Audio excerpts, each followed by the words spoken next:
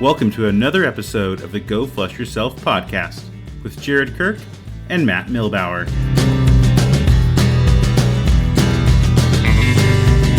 Hey listeners, I want to thank our sponsor, Bird Hunter Supply, your go-to for premium hunting gear at birdhuntersupply.com.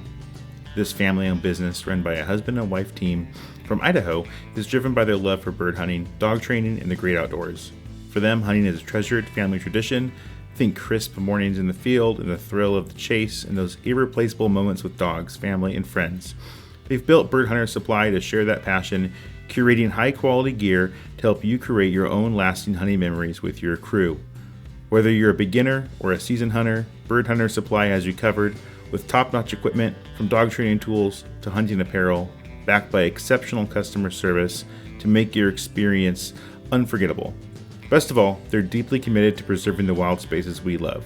When you shop at birdhuntersupply.com, you can choose at checkout to direct a percentage of your order to conservation powerhouses like Pheasants Forever, Ruffed Grouse Society, or Delta Waterfowl. Your purchase helps these groups protect vital habitats and sustain the wildlife that makes our sport possible, ensuring hunting traditions thrive for generations. Visit birdhuntersupply.com today, explore the carefully selected gear, and support a family-run business dedicated to both hunters and the outdoors. That's birdhuntersupply.com. Gear up, hunt with purpose, and help preserve the wild.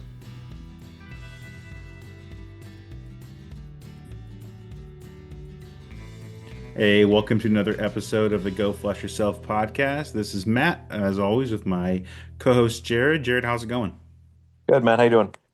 Good. Hey, I want to touch base on, remember last time on our last show, we talked about my Christie boots giving me a blister? Yes. And you said you thought it was an insole issue, and I had put new insoles in, and that's when it started. Yep. I put the old ones in and took the dogs on a hike, and it was Uh-huh. fine. So just come back on that. Fair Anyhow, enough. yeah, good news. Anyhow, we have a guest today. A Mr. James Harter is joining us today. James, welcome to the show. Why don't you tell our listeners a little bit about yourself? Um, how you doing? Yeah, I kind of happy to be here. It took us a couple of tries to get this podcast put together and get our Yep. schedules to line up, but it finally worked.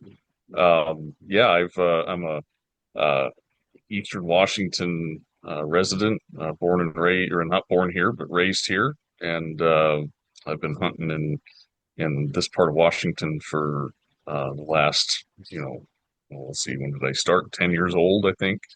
One of my earliest memories hunting was with my dad out just outside of Moxie, and uh, we used to hunt one of the drainage ditches out there, and he gave me this little 410 break action single shot, and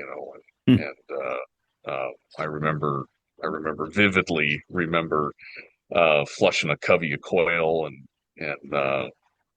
pulling the trigger and then struggling as fast as I could, fumbling through shot shells and whatnot to reload it, and then, get to the next one that flushes, and so on and so forth. And that kind of had me hooked on upland after that experience, with my dad. And one of the great memories that I've got hunting with him is some of the upland hunting that we used to do. And, I it love that. would always Love that. yeah, it would always go from, I mean, we used to hunt the sagebrush for grouse and chukar, and then turn into a rabbit hunt, and just lots. Got my first shotgun on my 10th birthday. Um, I believe it was my 10th birthday. It was a Remington Wingmaster 20 gauge, uh, Nice. lightweight, Mm-hmm. and I still have that shotgun, and I still hunt with it on occasion, and which turned me into a Remington fan, of course. But we don't talk about the expresses. That's the sore subject. But we do like the wood furniture and the blue finish on the Wingmasters. It's one of my favorite shotguns by far. Yeah, my So yeah, I've been here for quite a while hunting, and uh, boy, yeah, it's just a passion. love it. Yeah, my dad had a wingmaster, so growing up, I like that's still in my brain as like the shotgun. So I don't think Hmm. I currently don't have a Remington, but it's always there. It's always exists. Cool. I know Jared's a through and through Remington fan, so Very true. yeah, relatable. So, James, tell us about your dogs. You're a lab guy, if I recall. I am. I sometimes get a lot of flack for that. Some folks don't understand it. How do you hunt upland with a waterfowl dog? How does that work? Well, it works extremely well, actually. It's not your traditional style hunting, hunting with a flusher instead of a pointer when you think of upland hunting. And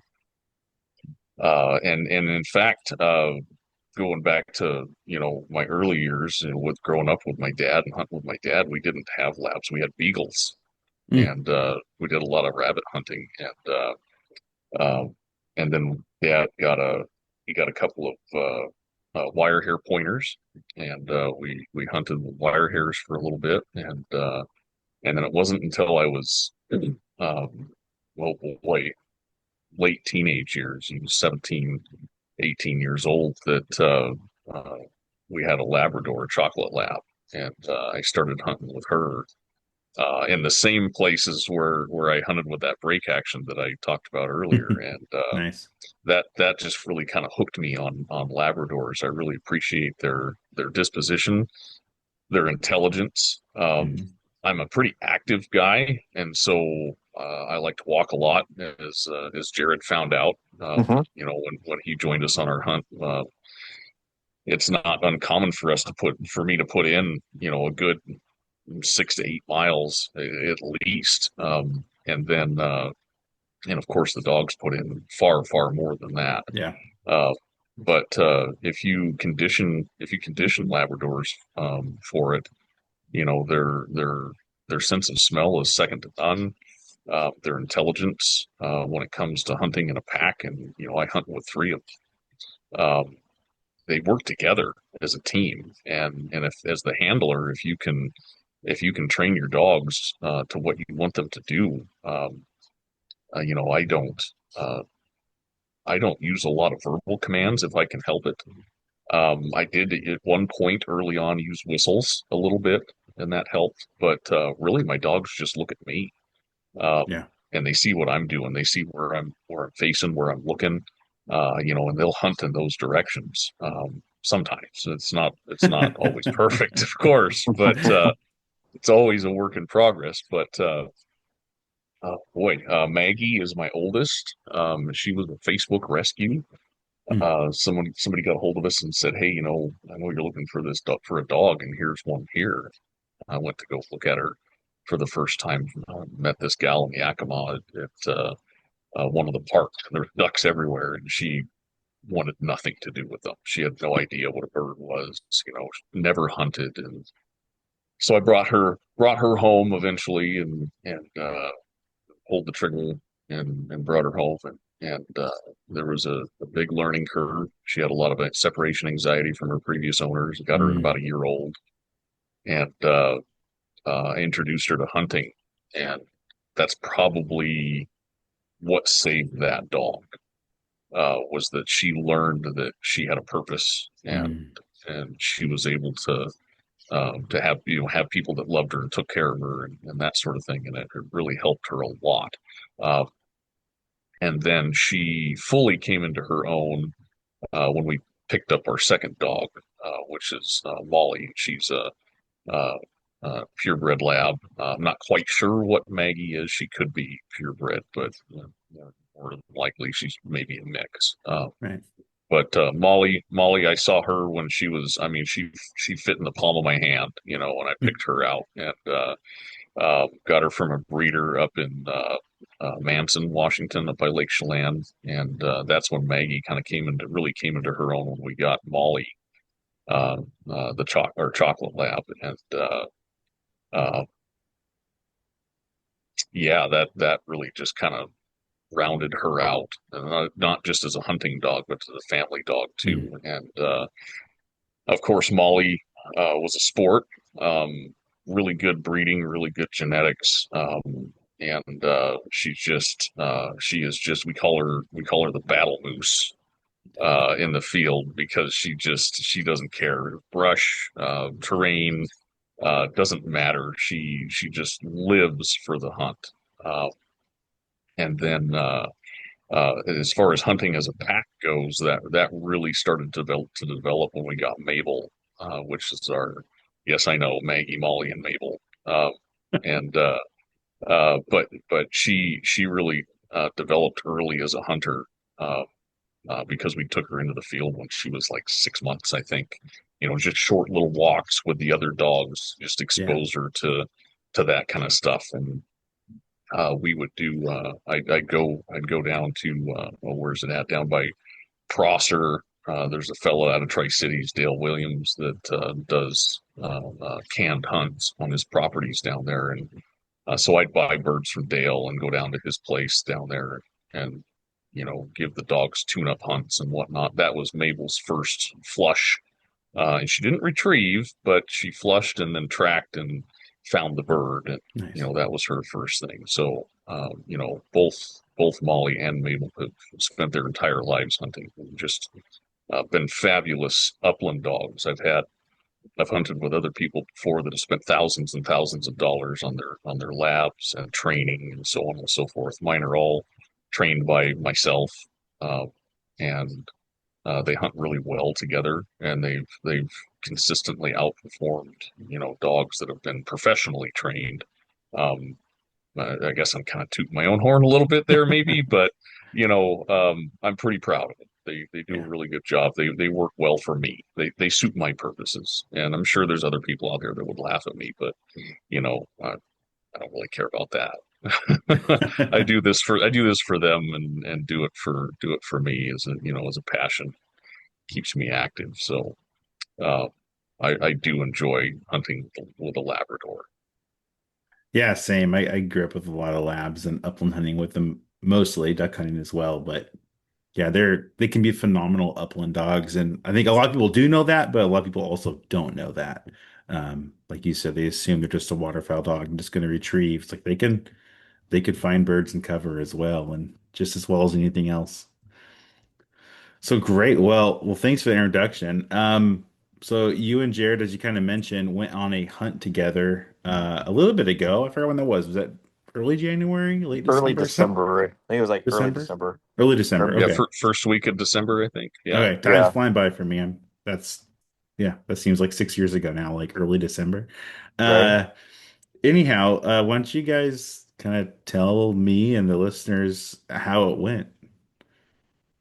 Well, Jared, do you want to take the lead on this one, since you Sure. you uh you drove like an hour or so to meet a bunch of crazy people at a far out gas station in the sticks. So No, it was good. Yeah, it was a little it was pretty decent drive. But it wasn't horrible. It was good. It was fun because it's a place that I've always wanted to go and hunt. But honestly, because of it being like um different, I guess it's a reservation. So it's like you can't just get your hunt license to go on it. You have to get the reservation hunting license, and there's extra steps you have to jump through to do it.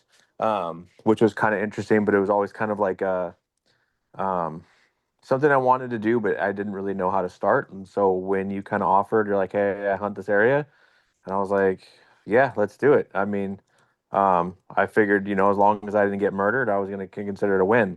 Um, so it was. I liked it. It was fun. It was fun hunting with brand new people. It's not something I do a whole bunch, but it was nice getting out with meet a bunch of new people with some cool dogs and check out some new areas. I will say the weather sucked and not in a good way. I think 70 degrees when we left.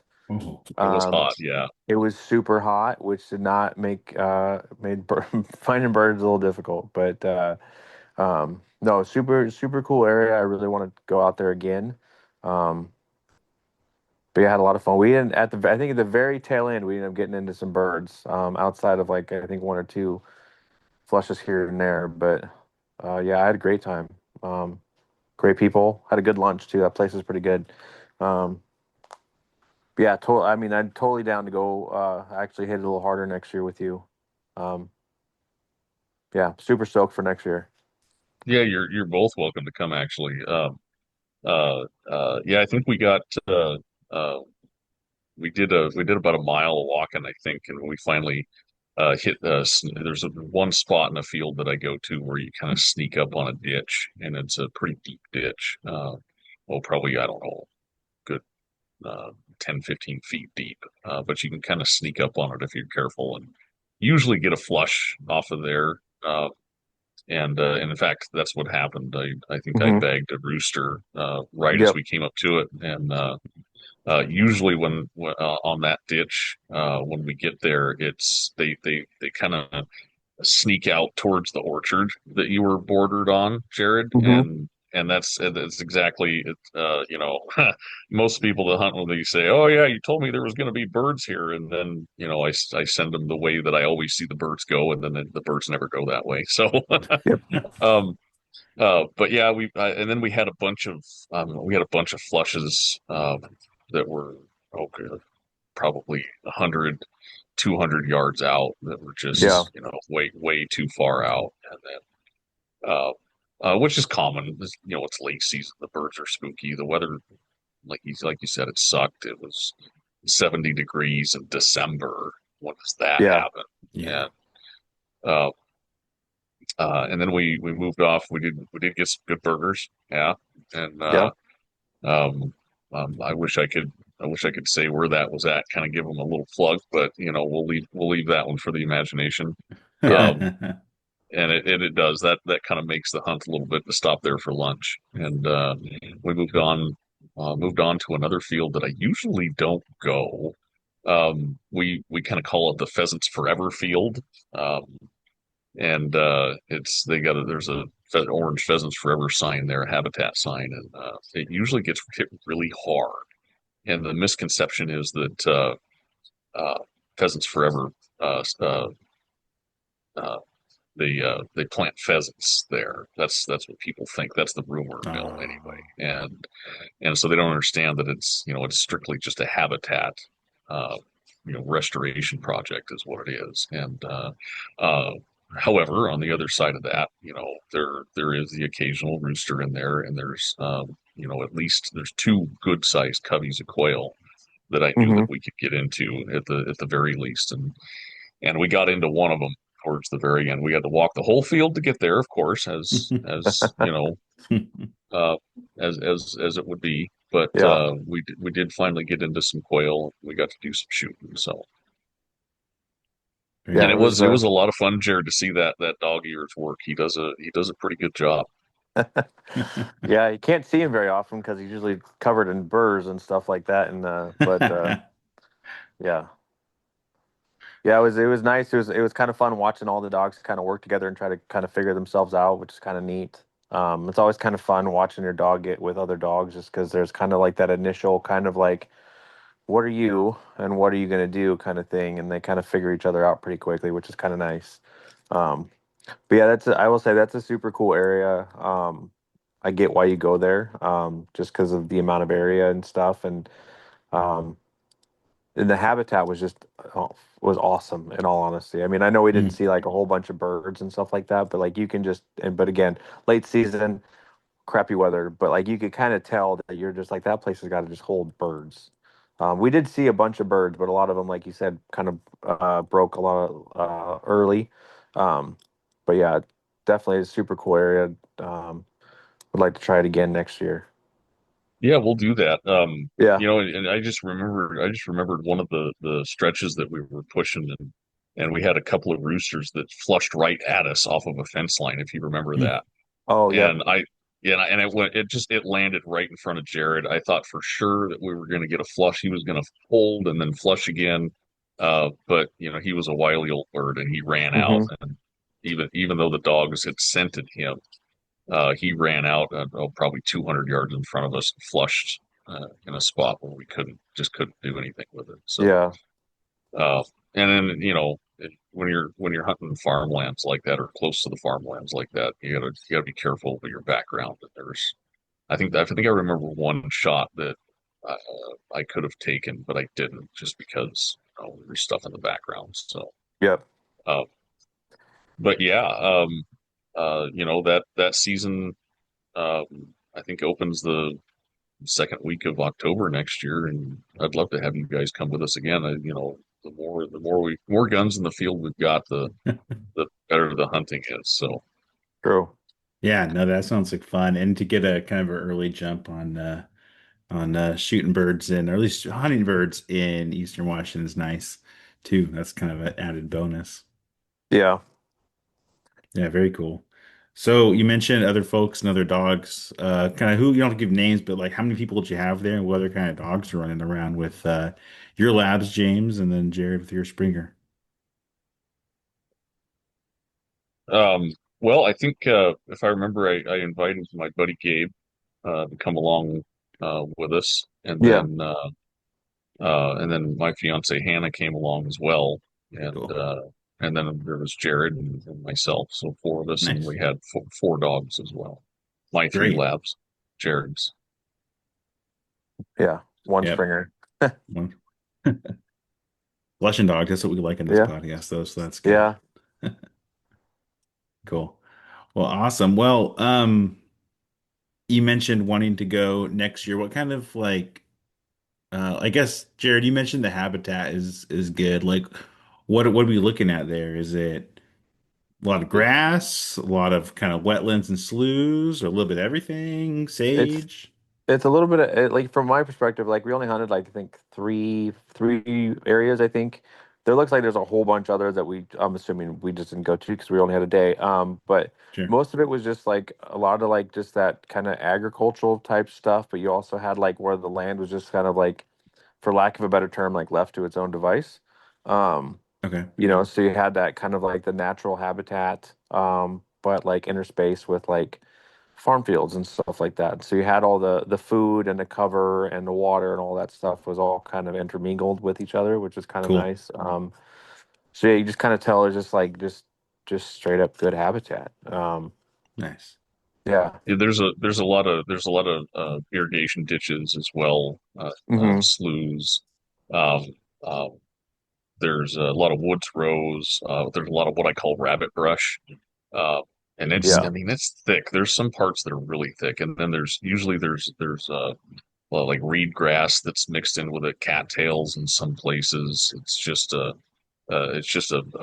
big melting pot of all different types. And then some of it's just, straight up weeds, just, Yeah. Right. areas that have just been let go. And honestly, uh, I the little knowledge that I have of habitat and how it pertains to upland bird hunting, it's a lot of times just letting it go is the best thing you can do. Leave it alone. Let nature retake. And I think that's a lot of what's happened out there. Mm. Uh, and it's great habitat uh, for upland birds. The quail populations always do really good out there. There's an ebb and flow of the pheasant population. Uh, Hmm. and again, sometimes it depends on the kind of pressure it gets during the hunting season. Um, Obviously, Sure. early season's really good, but uh, if it's a dry spring and the hatch is good, or if we get lucky and there's a second hatch, then the Hmm. population booms and it helps quite a bit. But with that habitat comes smart birds too, and Hmm. that's where you get a lot of those far flushes, and they're not easy to hunt. Yeah. No, If they're easy, everyone would do it, that's that's the kind of right. the point, right? That is right. Yeah, that's the best part. Like we were out hunting a few weeks ago, the last hunt we did together, Jared and I, and like we went to a spot where I'm like, all right, I want to get these birds. I've never gotten to these birds before. Like they just have great escape routes. Like it's really tough to get to them. And they won again. But like that's kind of a thing of beauty is like that every time these birds beat me, and eventually I'm gonna catch one slipping. But like that's part of the fun is to see if you can figure them out. Especially with pheasants, it's like you have to be tactical in the way you think about pheasants and where they're going to go and that stuff you were kind of talking about earlier on trying to get people in the right position. But yeah, it's a fun bird to hunt. I think they're overrated and also underrated at the same time. Yeah. Absolutely. I have a lot of respect for them. Uh, you have to, if you spend any time in the field chasing wild birds, you kind of have to, you have to have a respect for that. And uh, I've hunted pen birds, planted birds Yeah. before, state planted birds, and Yeah. they're just they wait until you get right there and they flush slow. Hmm. I've even had planted birds that have been treated wild, and they're still not the same as a Yeah. second or third generation hatch, and Yeah. uh, yeah, that's kind of the passion is hunting those wild. I don't even really do the farm birds anymore. I stick to the wild ones. Yeah. It's I don't want to say it's fish in a barrel because you still got to hit them, but yeah, it's a different thing. And bringing down Hmm. a wild bird, and I'll go after the state ones just because it's like, hey, I know they're out there. I'm gonna go get some meat in the freezer. But it's totally different and so much more satisfying to get one wild bird than a limit of pen raised ones because it Hmm. is they. I mean, you're out in their habitat that they grew up in.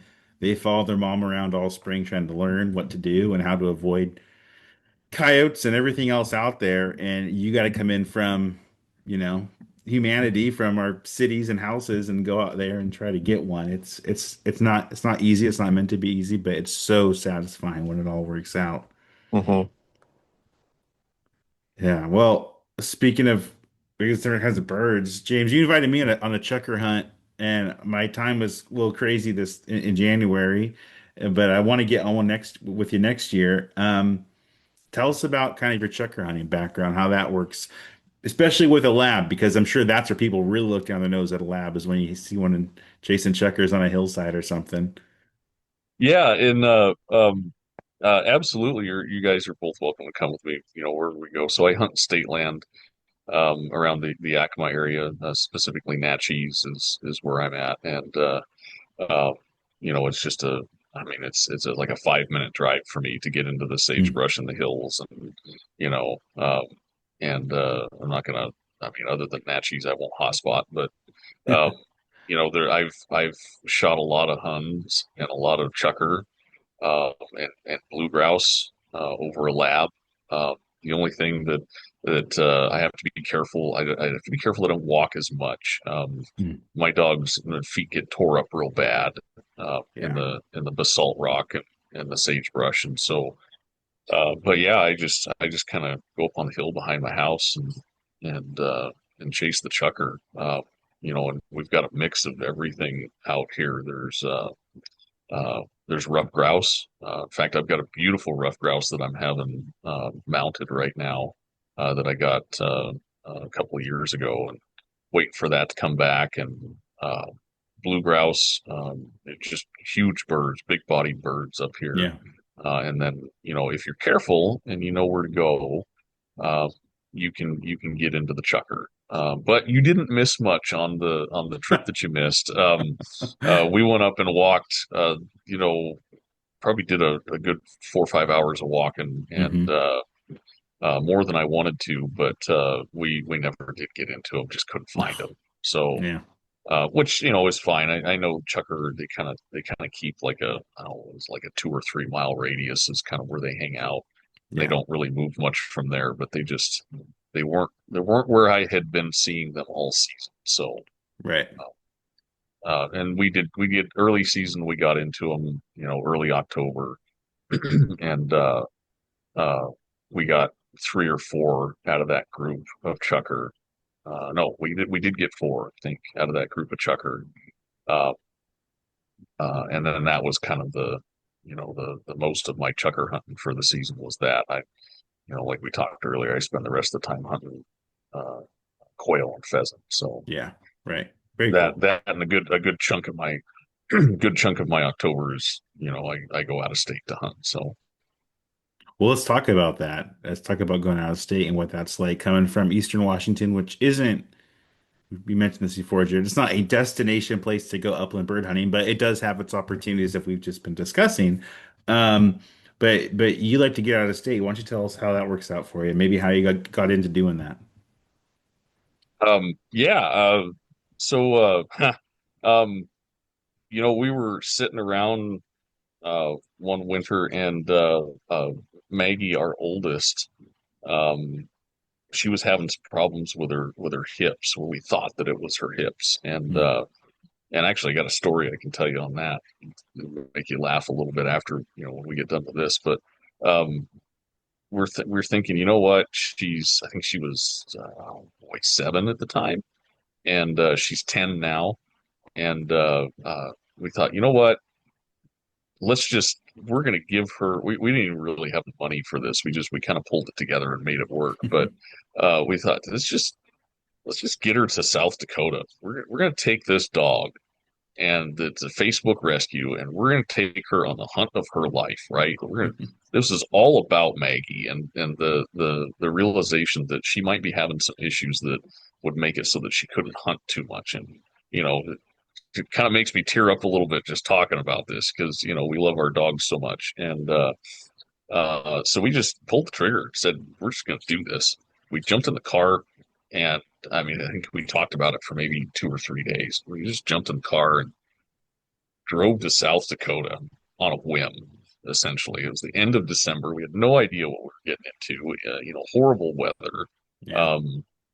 And at 22 or 23 hours worth of driving later, and an overnight stay in Billings, and here we are and I'm not afraid to talk about where because, like we talked about before we started this, can't really hotspot South Dakota. So we drove to Huron, South Dakota. We got a hotel room at a Quality Inn. Vinny, is the guy that manages that inn, and uh, he hands you dog bags or sandwich bags of dog treats. It says, "Thank you for coming and staying at my hotel with your dogs." And Oh, it was just great. And it's a Quality Inn with a bird processing station in the back parking lot. I mean, you don't see that around here. So, no. um, so that was like just after Christmas, I think. Uh, and No idea what we were getting into. We knew it was going to be cold. That's about all we knew. We didn't know where to go. We just uh, did a little bit of research on the drive there on Onyx Maps and tried to find what they call waterfowl production areas. Yeah. And we hunted the heck out of that. Um, and then there's walk-in areas, which are places that are the state works with the landowner to preserve pheasant habitat for hunters, and so they don't harvest, or they do a half harvest, or they'll leave strips of corn and things like that. Sorghum is another big crop that's over there that you don't hear about sorghum in Washington. So um, but that's the food base for a lot of those birds in the late season is corn and sorghum and those other staple crops for South Dakota. And I mean, we didn't go more than 5 miles outside of Huron on that hunt, and um, we didn't see a lot of birds when you think about what you get into in South Dakota. We didn't see a lot, but man, we saw way more birds than we ever saw in Washington. That's for sure. Um, Yeah. the dogs were on so much scent that they didn't know which way to go. Usually it's you run across a birdie smell and you follow that. And we got into fields there where there was birds everywhere, and we shot birds, and we were successful. It was a successful hunt, even though it was -30. Oh, And yeah, I mean it was -30, and with the wind chill, it was like -50. So it was jeez. super cold. And uh, but we had fun. We had a blast, and we've been going back every year since. And we've upgraded how we do it now. We've invited more friends to come with us. My buddy Tony, who helps me manage our social media group.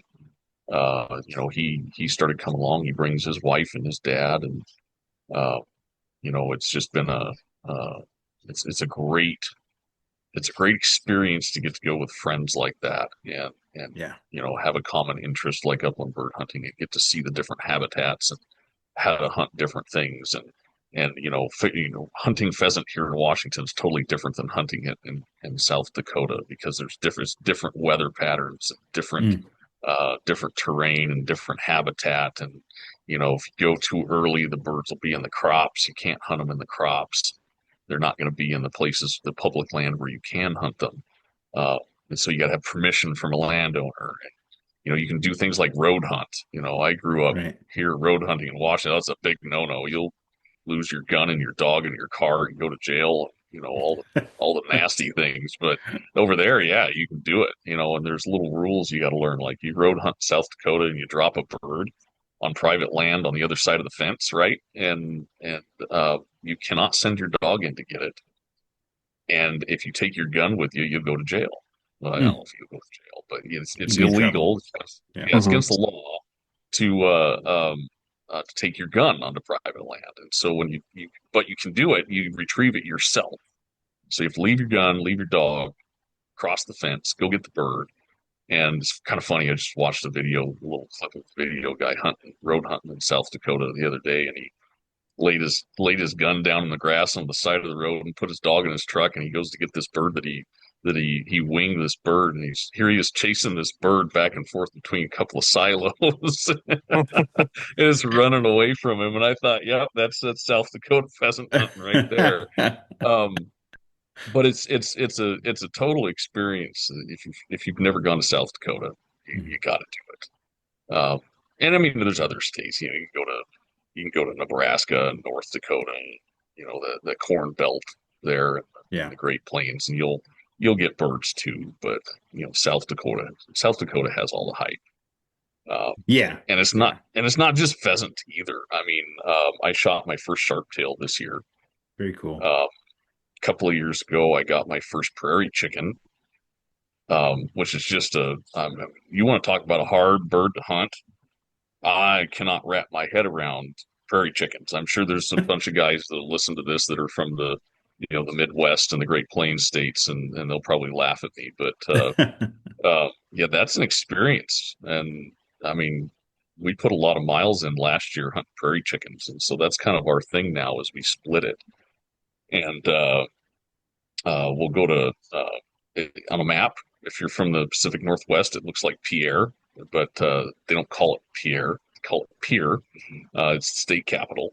But you go to Pierre, South Dakota, and you're in the national grasslands, and it's beautiful there. Mhm. You wouldn't think that it's beautiful. It's flat. There's no trees hardly at all. Just a bunch of ankle-high prairie grass, but it's still beautiful. And uh, coming from as a pheasant hunter from Eastern Washington, you know, it's you see the habitat of a bunch of ankle-high grass, and that's too tall for prairie chickens. Uh,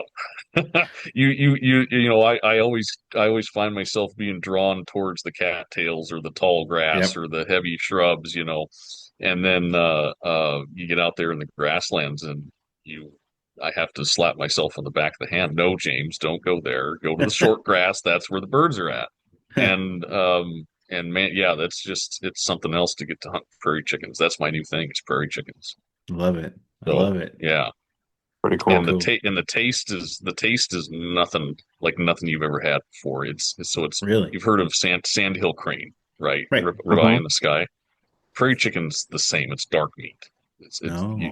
you cook it up on a plate, and like if you fillet the breast out, cook it up, you think you're eating steak. Mm. It's a really dark meat, and uh, uh, and it's tender, it's tasty. It is my favorite. I mean, outside of dove or maybe chucker, I would say it's better. Yeah, it's got to be my number one upland bird that I Oh, like to wow. eat. Nice. So Are those, so maybe you don't know this, but are prairie chickens grouse? Are they a partridge? Are they their own thing? they're their own thing. It's Their own prairie thing. chicken. It's you got the greater and the lesser prairie chicken, Okay. They're and they're and clearly they're chickens.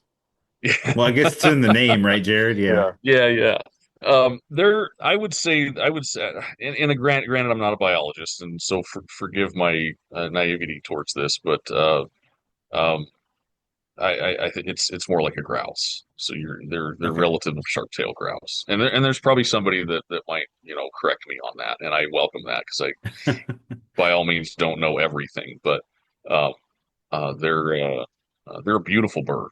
You look at them and they're just they're kind of barred, they're kind of white and gray, dark gray Yeah. barred, and they just that's their feather patterns is and they're just beautiful though. And then the males, they have these neck feathers, and they're really long neck feathers that are like 4 inches long that lay Mhm. back against their neck. And when they're doing their mating rituals, they puff out their necks and they flare these feathers out, and that's part of how they integrate those feathers into their dance that they do during their mating rituals. And it is a I urge you to Google that and look it Yeah.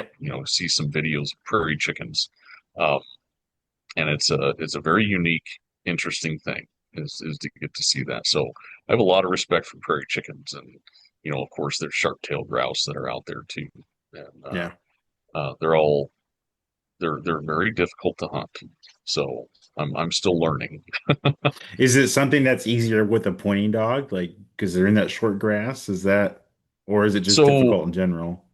I think it's just difficult in general, and Okay. and I can see where a guy with a pointer would do a lot better. Um, Okay. but honestly, they're super spooky. I mean, I Mm. mean, just I mean, you drop a pin in the prairie, and you'll have prairie chickens 40 miles away, flush and run away from you. It's obviously I'm exaggerating, but Yeah. that's what it feels like sometimes. And so Tony, my buddy Tony that comes with us. He has GSPs. Well, GSPs, and then he has a wire here now too. And um, but he doesn't have any better luck than I do with his pointing dogs. Okay. Okay. Um, and I think it's just the nature of the beast. The studying that I've done so far tells me that they like to they're kind of like Huns and Okay. Chucker in the sense that they like to sit up on the high ridges Hmm. and where they can look out and see the high ridges, short grass, where they can really get out and see, what's coming from a long ways away. And I think if they see anything coming, uh, they beat feet. They get the Right. heck out of there. And it's the same situation where, they call them the devil birds, Chucker the devil birds, because here you walk to the top of the hill, and as soon as you get here to get there, they fly to the bottom of the hill. Uh, and it's the same thing with prairie chickens. And we'd see a covey come in, a mile ahead of us. We'd see them. They'd fly right over the top of us, way up high, can't out of range, and they'd fly a mile out and they'd land. They'll sit there and wait for you to get to them, and then they'll take off and they'll fly 20 miles away. And I'm exaggerating, but you'll walk. We walked probably. Oh boy, we had one section that we hunted last year. We probably walked 8 miles in the morning, and and before noon, Yeah. and you remember it's all flat. Rolling True. hills, flat, no brush, so Yeah. relatively easy walking. Hmm. So you cover a lot more ground. But man, uh, they when they take off and fly, they fly forever, Yeah. and it's hard Wow. to get back into them again. So. But yeah, I definitely recommend and doing prairie chickens if you're going to go to South Dakota and hunt pheasant, hunt the prairie chickens too. It's just an experience worth doing, especially when you get one. You finally get one and you see what kind of bird they are, then you're hooked. And that's Mm. all you want to do is hunt prairie chickens. Yeah. There's something too about, that's like an exotic type bird to us out here, It's like we don't have those here, so I'd be drawn to them just to hunt something different. Well, you mentioned earlier about your social media group or I guess page. Yeah, If we want to talk about it, but since I've been in it for some time, and it's one of the I mean, there's always those people out there in groups, but it seems to be a pretty welcoming. People are pretty cool in that group and chat and talk and aren't afraid to I don't know, just talk about upland hunting in Eastern Washington. So if you don't mind kind of sharing about what that is for the folks out there who aren't aware.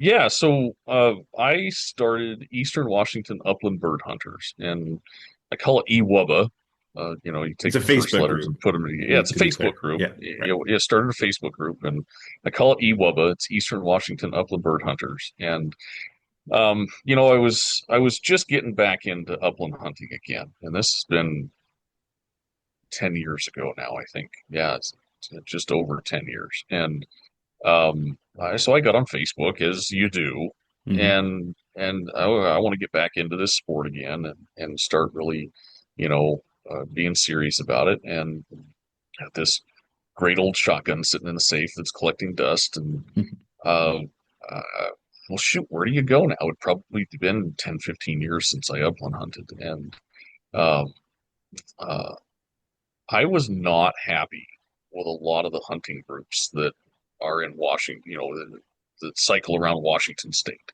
Yeah. Um, it seemed like there's a lot of trolls, a lot of people that just get in there and you know badmouth other people, not respectful, um, not the atmosphere that I associate with upland bird hunting and upland bird hunters as a group. So I thought, you know what, I can do better than this. Learned how to make a Facebook group, and put quite a bit of effort into that and started it up. And I thought, well, shoot, well, how do I get people to join my Facebook group? Because who the heck am I? I'm just some guy from Eastern Washington who likes to hunt with Labradors, upland hunt with Labradors. I don't Right. waterfowl hunt, so who's going to listen to me? And so I thought, you know what? I'm gonna start a picture contest. And Oh, so I got on nice. there and started a picture contest. Um, well, that's all great, but who's going to do a picture contest if they don't get anything out of it, right? You got Yeah. to win something. So, I offered, gift cards to Cabela's or Orvis or wherever. And then I started to go back to Dale Williams. I started working with him a little bit, and he'd cut me a deal on his birds, and I'd throw it out there like, hey, you win the picture contest, you get an 8 bird hunt with Dale Williams at one Oh, of his nice. facilities, and so I just started funding that, and I did that for a few. I think this is the first year I didn't do it. Honestly, I got a little busy and just I couldn't have the time to invest into it. So, um, but the whole point was to build a place where people could go and share their hunting experiences without backlash, Yeah. and have respect for each other, and to talk about the sport and to talk about dogs and have a place to hey, I'm a breeder, I got puppies that are for sale. How do I let people know about it? Well, you come to Eastern Washington Upland Bird Hunters. We can put them on there, even though Facebook says can't do that. um, well, I regulate it, a lot. I mean, I vet people. I make sure that these are legitimate breeders, and if people complain about somebody, I take that seriously, and uh, I don't, I don't allow the disrespect that other hunting groups have in them. If Hmm. somebody wants to get on there and talk about, like, I think I had a gentleman this year that posted something about, and him and his buddy they were at a hunting preserve, but they ground shot pheasant, and he didn't know. He had no idea that that was against the rules, the unspoken rules. Yeah. He hadn't been brought up hunting with his dad like I was. He didn't Yeah. have those experiences, and I can't blame him for that. Um, so but it's a place where people like that can go and they can post those things and not get blasted. They can get, you know, they can get a stiff hand, um, but as long as people are respectful about it, that's what Yeah. I look for. And anybody who's not, I follow that group, like I watch it like a hawk. And anybody who's not respectful, and anybody who uh, you know go steps over the line, I guess it's a line drawn in the sand, so to speak. But I don't put up with that, and I'll defend anybody on Eastern Washington Upland Bird Hunters that's on there legitimately trying to learn, Yeah. wanting to be a part of the community. And like I spoke earlier about the atmosphere of upland bird hunting, and and my image of that is that we have the utmost respect for each other as hunters and sportsmen, regardless of our walks of life, right? Um, So it's the one thing that draws us all together is that common interest in upland bird hunting and Yep. dogs and bird habitat and the sport as a whole. So I wanted to embody all of that in a social media group and give a place for people to go to do all those things. So uh, Eastern Washington Upland Bird Hunters was created, and there was a lot of thought that went into that. Well, here's a guy from Seattle or the Peninsula or Oregon or Idaho, Maine, and he wants to join the group. Do I let him in? Well, why not? Right. Why can't he see what we're doing in Eastern Washington as a group? Like that's the whole point is to try to foster that atmosphere of respect and camaraderie that we should have as upland bird hunters. And embrace people into the fold, so to speak. Why not let them in? Yeah, okay, we can do that. Well, sometimes it confuses people. I post my hunts from South Dakota and other places that I go. Um, but I'm a guy from Eastern Washington, and I went on a hunt. I went on an upland bird hunt in South Yeah. Dakota. Why wouldn't people from Washington who also like to bird hunt want to see that? So, I let those things happen. But disrespect and mean people, angry people, uh, they don't have a place there. And I think I've gotten more positive feedback for that Yeah. um, than anything else. And I really like to see when dads take their kids hunting, and then they post that on there. And I try to make as somebody who's running the group and can kind of control. I don't want to say control, but I moderate the content that's Yeah. there. I try to cater towards that more. I took my daughter hunting the other day. It was her first time. That is going to be the cover photo for the next month, right? Love it. Yeah, yeah. You make sure. I mean, if you don't let your kids have Facebook pages, which I understand, or Facebook accounts, let them at least see that on yours. Let them know that, them and their oversized orange sweatshirt, hoodie sweatshirt, Yep. holding up this great big bird is what everybody gets to see when they first come onto the group. And um, we've got a lot of artists that are there that do pen and ink painting or pen and ink drawings, paintings. We got one guy that's a well, I don't know him, but I would assume he's a very established photographer. I mean, I can kind of tell by his stuff. And then we've got another gal and her husband that breed and hunt with Vislas. Uh, I Yeah. think she probably uses her camera more than her shotgun in the field, but that's okay Hey. because I mean she takes phenomenal pictures, right? And Yeah. I think she's won our picture contest a couple of years in a row. So Wow. um, that I just and I wish that I could come up with more stuff to do. I've tried to get people to make T-shirts and stickers and things like that for winter stickers for cars and um, I haven't had a whole lot of success in that. Uh, but just to build the social media group as a whole is kind of Yeah. I think it's an important thing, and uh, Hmm. I'm always looking for more ideas to go with that, just to kind of build the sport. And like I said, have a place for people to go and brag about their hunts. That's the whole point. Be proud of what you do. Be proud of your Yeah. sport. Yeah, I really do like that. It Yeah. seems like a comfortable place. Like you mentioned this, but for folks who are new and didn't have the family tradition passed down to them with all the unwritten rules and come in and ask those questions. Like I was out with a new hunter this year and it was one of his first times. And he sorry, the alarm's going off. And he asked that same question. Well, do we shoot him on the ground or in the air? And me and my first gut reaction is like in the air. But it's like, how would he know? He wouldn't know. Yeah, you And I don't. You explained to him don't. like legally, you shoot him on the ground. Is that something we do?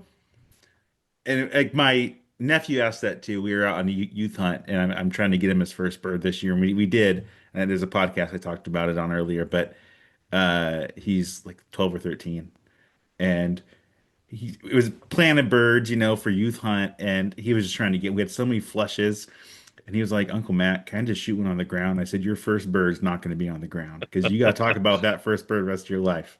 And he got one in the air. But it's like, yeah, but to my point, like it's a good group for folks to come and feel comfortable asking those questions. And I love that you let folks in that are outside of Eastern Washington on top of, if it's a good place for them to come ask questions and they're in Nebraska, great.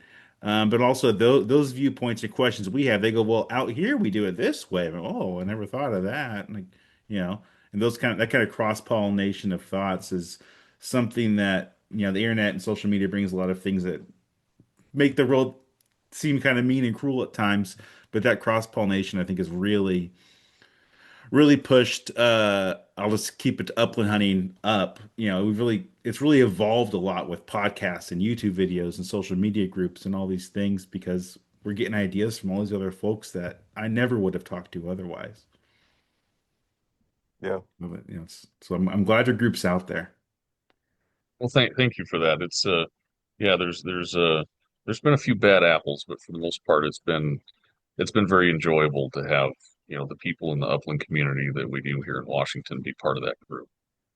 Uh, Yeah. and that's what makes it what it is. Like it's it wouldn't be a group at all if it wasn't for those people. So Yeah. It's fair. It's true.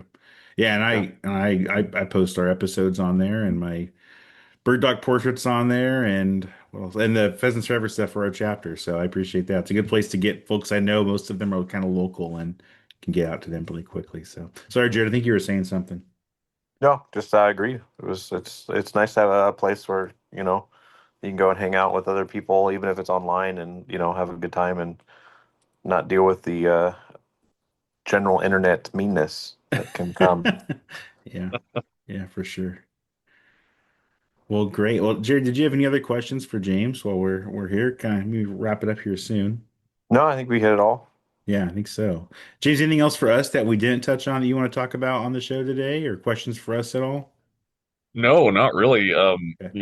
I just found out about you guys actually just before we started our South Dakota trip this year. Yeah. Uh, listened to the first time listening to your podcast was on that drive, and I saw somebody posted in Eastern Washington Upland Bird Hunters, and Eastern Washington open season, and I thought, wait a minute, what's this? I don't know anything about podcasts.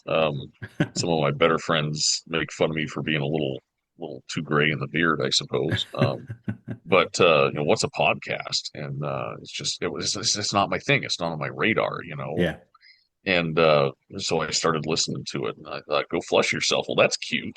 um, let's give these guys a try. And so, listen to your that first podcast from your first hunt this year, and I thought, yeah, these guys kind of, those are my kind of folks. And now I'm an avid listener. I listen to what you Oh, guys put great. out, and it's just a couple of guys that sit down and BS about the sport. And I mean, what better way to bring people in? I mean, I think you guys kind of embody uh, the atmosphere that the sport should have, and Yeah. um, and it's Uh, great. yeah, no, I mean, we're kind of just everymen. We're out there on our days off between our full-time jobs and our families and all that stuff. Like, I think most hunters are dealing with, they got life. It's not, a lot of the influencers you see, and nothing against them because they put out awesome content. Like, that is their job. And there's a Hmm. lot of FOMO that goes up around. Like, man, they went to 11 states this year. I can't do that. It's like you don't have to do that. Like you can get to one Yeah. state or two or just around your house or whatever works for you. And I like that. It's okay that your dog isn't perfect and you missed a bird. Like that we talk about it every week. Yeah. Right. Yeah. I mean, my dogs aren't professionally trained. I mean, I'm just some you know country bumpkin farm kid that likes to hunt and likes Labradors. I mean, that's all it is. I mean, I'm nobody special. I kind of I like to keep that atmosphere out there that you don't have to be. Everybody has to start somewhere, and Yeah. having a podcast like this, having a group like Ewubba, and Hmm. that's I think that's crucial to keeping the sport alive. Otherwise, It's kind of like I see it in the fire industry all the time. We don't have we have a severe lack of volunteers in the volunteer fire districts across the country. Yeah. We need to cultivate a better atmosphere for people to come in and volunteer their time and support their community. And it's the same thing here. We need to have a way to support the upland community and to welcome people into the fold. And yeah, they might ground shoot their first pheasant, but then we can teach them. Yeah. And it goes as far as I've done this with the seasoned guys too. That they get a little too big for their britches, and I'm like, hey man, slow down. You have to start somewhere too, Yeah. and I think the year that I hang up my gun will be the year that I don't learn anything anymore. Mm. I think that's where I'm at. Yeah, I hear you on that. I hear you on that for sure. Well, James, thanks for coming on the show and offering to take us out and taking Jared out on a hunt. Really appreciate that. And we'll definitely stay connected here through the off season and the long wait until September, and then we'll try to hook up and get back out in the field together. Yeah, and let's chit chat a little more too when we get a chance about South Dakota next year. We gotta get you guys out there and show you what real bird hunting is. It would be fun. It would be fun. Yeah. All right, James. Thanks for coming on, and to all our listeners, thanks for listening. And you can check us or check on us next episode.